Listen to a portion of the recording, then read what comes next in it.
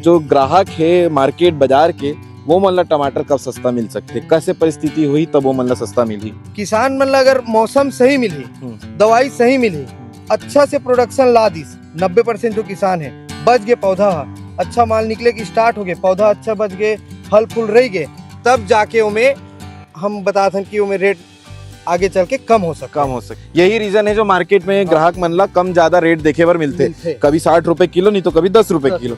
इमें रेट के कम ज्यादा होए के कारण एक ठो भी है, इमें रेट के कम ज्यादा होए के कारण होते कि जिसकी हम छत्तीसगढ़ में जहाँ बेंगलोर के टमाटर है, बेंगलोर टमाटर काला कहते, बेंगलोर से आते भैया, वो बेंगलोर से आते। तो बेंगलोर से आते तो मार्केट में क्या होते, जैसे ही मार्केट में एंट्री मारी हो बेंगलोर टमाटर, तो हम जो किसान मन के टमाटर के वैल्यू खत्म हो जाते, वो 90% छोटे किसान के टमाटर पूरा खत्म हो चुके हैं मार्केट में। अब हम सोचे जाए तो 10% किसान के टमाटर ही बचे।